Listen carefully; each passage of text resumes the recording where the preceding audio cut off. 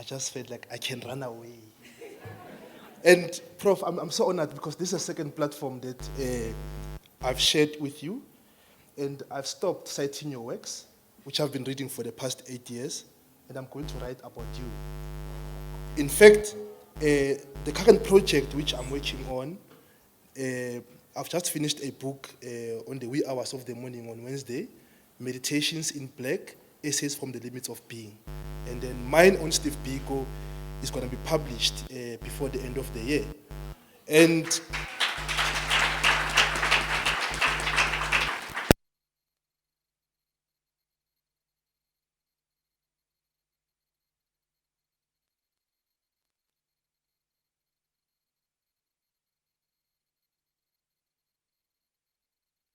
right, but what are we reading and what are we writing? And my book on Steve Biko, I shunned out this banal narrative of, oh, Steve Biko was my friend, oh, Biko, I used to work with him, we ran from the police. And I thought about Biko as a thinker. And the manner in which we approach Black thought, written by men and women, is that we look at Black thinkers as biographical subjects. But I've never seen even a philosophy student who will tell me, oh, Friedrich Hegel drank at this bar, he used to wear this suit, you know. But if it's African thinkers, they are reduced to biographies. And also, we don't read and write with humility when it comes to our thinkers. We are like, Nyerere, Ujama, Nkrumah, African personality, Kaunda, African humanism. But if I ask you, what were their ideas? It will be two. Now, writing in a decolonial ink, I aim to shift the geography of reason, which is to say, I want us to move from the epistemological violence, where like we regard European thinkers as thinkers and then our own thinkers as biographical subjects, or at worst, as objects. Those who carry bodies which don't carry thought. My paper is based on 4 registers. The first register has to deal with African thought leadership. The second one is writing in the cold face of objectification. The third is writing and political commitment. And the last one is writing as liberation. So these 4 registers, as I've said, they must be understood in terms of writing as a form of self-naming. So I, Tendai Sithole, I'm a decolonial scholar. And I think from where I am. So I don't think Africa from Europe. Even in the theories that everything that I engaged in from where am I and who am I? And these are philosophically and anthropological questions. And the issue of self-naming is important in that to think about Africa in terms of writing, one has to think in terms of what kind of Africa do we want? And in extension to that, what kind of worlds do we want? I know that your computer will underline in red, worlds. But we need worlds because we need to move from this Cartesian notion of I think, therefore I am, and then we have this universal world, and this universal world is owned by 5 European males, right? Of course, like if you read any critical theory, they will tell you that it's only Germany, Italy, UK, US, and Spain. But it is important for us to revisit the African archive.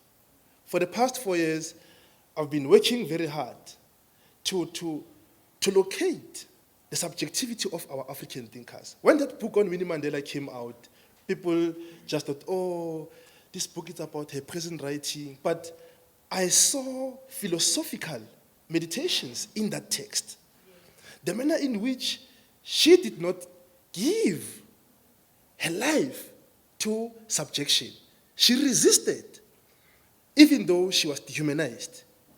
And this form of writing, in terms of present writing, we tend to neglect it. And then we think that, oh, it was only Antonio Gramsci who did it. But Winnie Mandela did it too. So I would like to call you as TMALIzers to not to revisit, but to reclaim our own archive and to read our thinkers with humility and critical listening. We must learn to listen to the text. And indeed, there is an archive, and this archive is constructed by writers who, by the fact, they wrote, they continue to write, and they will write. And the ones who move me are Asata Shaku. One can look at as a biography as, oh, it is just a biography. But there's a scene, which I think, Professor, you know, where she argues with Mrs. Butterworth, who is the warden. And she refers to her as a girl, because like in prison, female prisoners, they were called a girl. Oh, go and play with other girls, right? And they were supposed to be incomplicit. And she refused. And Miss Butterworth said to Asata, oh, this is your new home, referring to a cell. Look at how it is painted. Oh, that is your bed. Oh, look at the colors. And Asata regarded her prison cell as a prison cell and not as a home. And the manner in which she wrote, I would argue that she wrote against death. In a sense that being a black prisoner, she was in the shadow of death, but she continued to write. And I can name thinkers like the Caribbean from Martinique, Maurice Condé, whom people read their novels as just, this novel is about the post-colonial condition. But those are philosophical texts. Who said that philosophy belongs to Hegel, Voltaire, and others? And you look at even scholars like Amina Mama, Maya Angelou, and our great professor here. Read their works.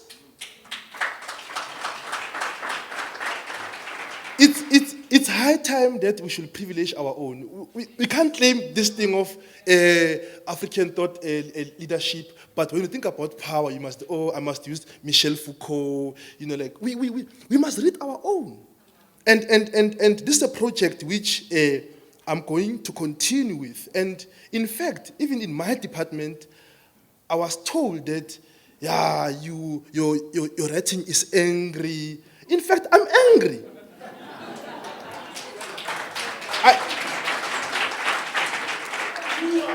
I'm angry because this ties to my second theme, which is writing in the cold face of objectification.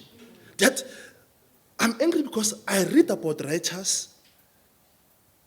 In fact, if one can read that book by Winnie Mandela, you'll come to tears.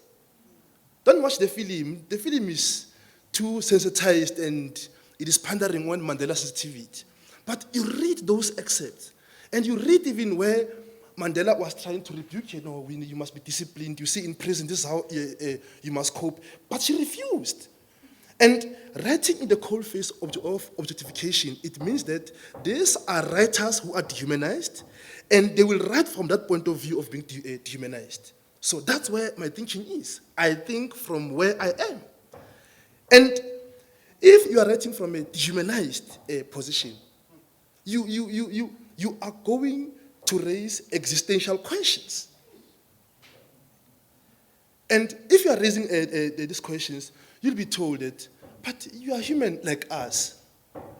But the subtext being, you're not human, or you can't be human like us. So, and you are going to write about themes which the oppressors will say, you are just obsessed about race. But race is my preoccupying reality. Therefore, I must articulate my lived experience through that. And it is to make writing as a weapon, a mode of resistance, and imagining new forms of life. We are being denied new forms of life. That you must write from the colonial point of view, you must write to please publishers. In fact, this year, I've got 13 rejections from journals. And I'm happy I collect those reports and then I revise, I send somewhere else, they publish them. So do not be discouraged that, you see, our problem is that writing in a colonial pen, one should not commodify writing as I must please the publishers, or my views are considered extreme, I will anger the examiners. And I suffered even the wrath of waiting for my PhD thesis for 8 months. And when they did that, I wrote a book for 8 months that I was waiting. The book which is now in the desk of the publisher, Steve Biko, Decolonial Meditations. And when I was told that, no, your PhD, you did it so fast, and you wrote about Achille Mbembe, who is God, I said, I don't care. I'm going to think from where I am. And that's what we should do. And this is ties to my third theme, which is writing and political commitment. That writing in the colonial pen, it means to write while being politically committed, and to write not for its own sake. Oh, I read for pleasure, or that's not the kind of writing which I'm talking about. It's a form of writing where when you type there, you get scared. You know that they're going to come for me. But nevertheless, I will continue. And I will make the example with, in fact, I refuse to give this guy his popular description. And of course, he was problematic. Fela Kuti. I refuse that Fela Kuti is a musician. For me, Fela Kuti is a critical thinker. And I will argue, and I will argue further that he is a decolonial philosopher. And you look at what happened in the Kalakuta attack, 1977, Obasanjo sent 1,000 soldiers to attack the compound, right? And his band was beaten to a pulp himself. He had broken bones. His mother was killed. Kalakuta Republic was burned down to the ground, and some of the women who were part of his band, they were raped by the soldiers.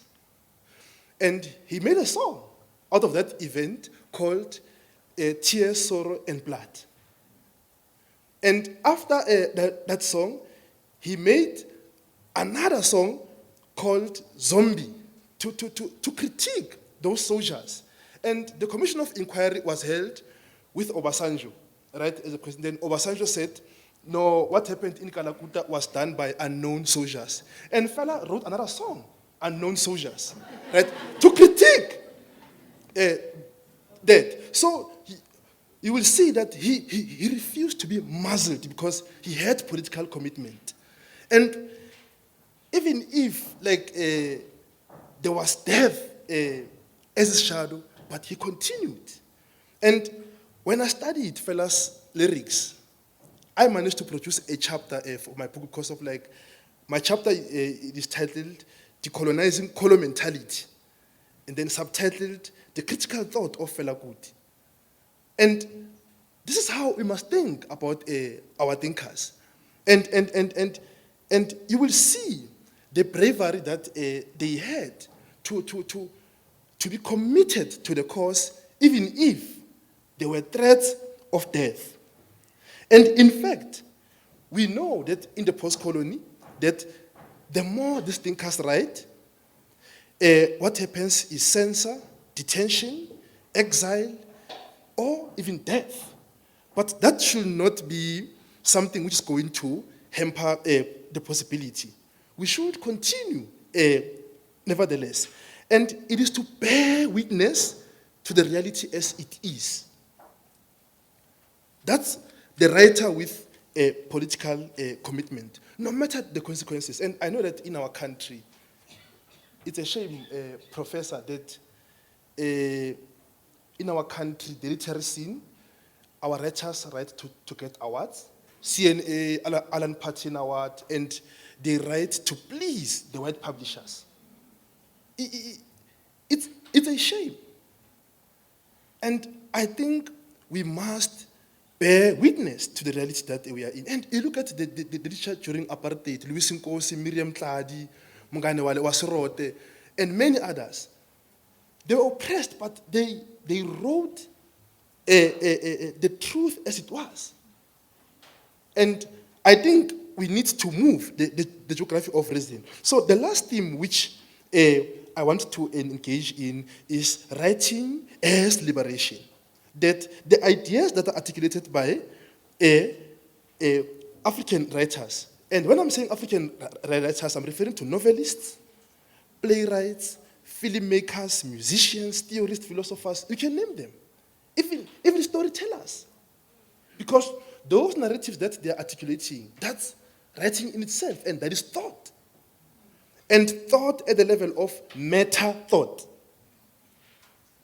Not thought as, oh yeah, I think it is thought, but it is thought for thought in itself.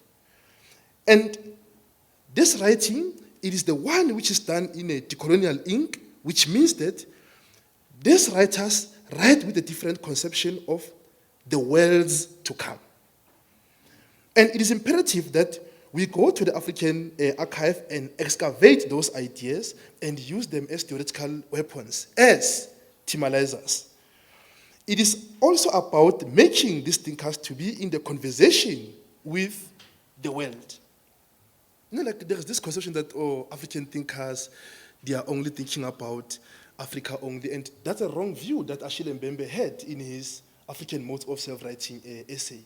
Even in his response to critique in The Power of the False, he still got it wrong. So I think we need not to be ashamed when we are referred to as, oh, we are being provincial, we are not universal. In fact, the category of the universal, it is the provincial of the Euro-North American episteme. Their conception of the world only refers to America and Europe. So what I can say about writers and writing is that they have given us and continue to give us an archive. The one which is penned in a decolonial ink, and the simple mantra is land and bread. Another Africa is possible. Thank you.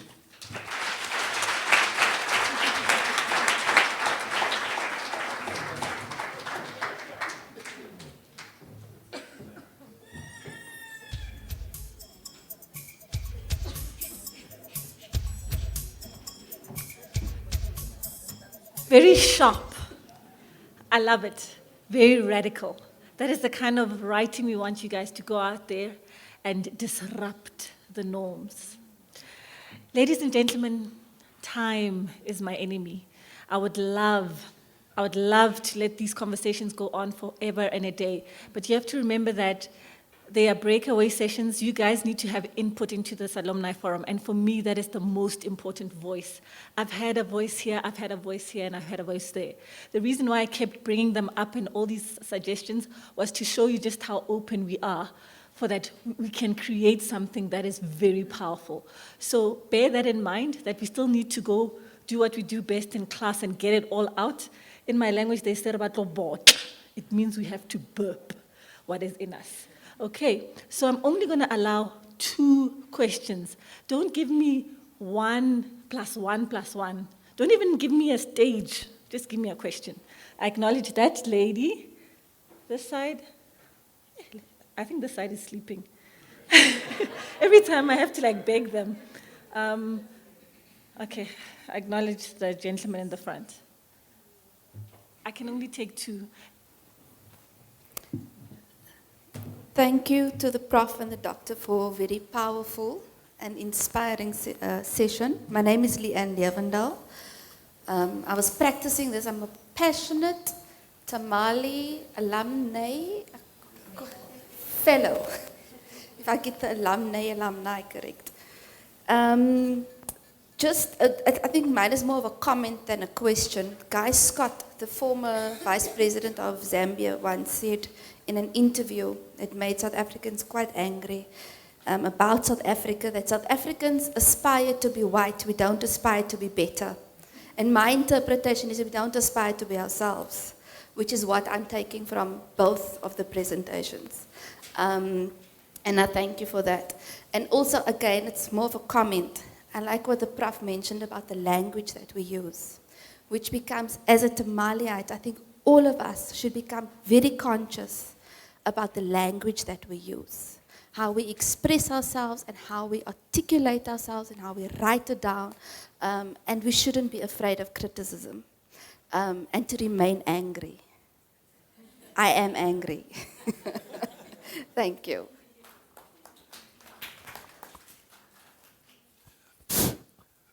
Good afternoon, fellas.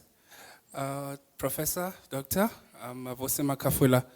My question really is on the basics of writing, rights and responsibilities of writers, you know, which begs the question, is there such a thing as irresponsible writing?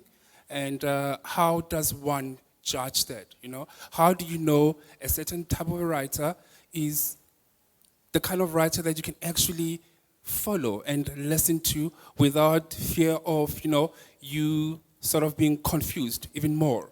And if you were to look at Hitler's Mein Kampf, right, would you say that it was irresponsible, judging on the effects it had, you know, on the world, you know, as a whole?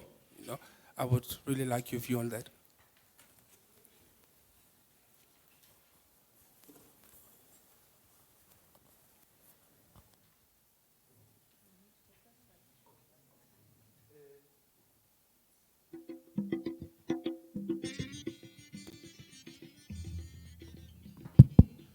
Oh, thanks for your question. I heard even the previous speaker before us is saying that we need to be disciplined, but I have a problem with that at times, because we should look at who defines what is responsible and what is not, right? But coming to the specific point of Adolf Hitler, he justified, you know, like dehumanization. So any form of writing which justifies colonization, sexism, dehumanization, and all other human pathologies, of writing which borders on the paradigm of war, when which you must dehumanize others. And you look even the racist historiography, the racist philosophy, they have justification, it is logical and so forth, it is beautiful, and then it can stand the measure of time. But we should look at the impact of writing. And I would like to speak from where I am, like where we talk about this, the writing which has the liberatory project in it to change the human condition in order to create other worlds where like people live freely as human, right? Or the forms of writing which are fighting for being human. Those writings, they can, by those who oppress, be referred as irresponsible because of they are against the hegemonic status. But for the fact that, you see, like, if you can see, like, people write writings like Frantz Fanon, the Wretched of the Earth, and the immature response of Hannah Arendt on violence, right? That she only read the preface of Jean Paul Sartre and only the first chapter of the Earth. But where Fanon talks about creating the new world, she didn't focus on that. And then we remained with this thing that Fanon is the apostle of violence. So in terms of that, I would say it depends when one is located. And in terms of which writers to follow, the ones like, I mean, we have a lot to read in our continent. Like, we have writers, like, we have done a huge amount of work, and then we can start there. Thank you. Actually don't have to say much more, except to say that the guiding light for me is freedom. And when I read something or when I write, I do exactly what my comrade is saying. I write for freedom. And I try to find ways, every time I write, to write in new ways, to say something new, but always focused on becoming free myself, retrieving narratives and experiences for freedom, as well as reimagining freedom, you know, in my life and in the societies that I hope Africans will live in the future. So I think where we premise our thinking and our writing and our speaking to our lives and to these worlds that we would like to imagine emerging through the work that we bring to the larger project for freedom is where I think is the most important place to be, for me. And you know, one of the things that one receives, the critiques that one receives when you begin to write for freedom as resistance is that people tell you that you are being subjective. Oh, no, no, no, you're not supposed to refer to yourself, how you experience life, the existential element of everyday encounters with various forms of exploitation and oppression and exclusion. Oh, no, no, no. We don't want that. That is subjective. That's not scientific. Well, that's exactly why I'm doing it. Because I don't want to be objective and logical and scientific in the ways that I've been told, because those are silencers. They are muzzlers. So to speak with your own voice, and as Michere Mugo said, I write as I want. It wasn't actually Biko. It was Michere Mugo, the revolutionary poet from Kenya. And Biko echoes that and it reiterates that call, you know, and that repositioning. And writing because you want to say something is more important than writing for someone else.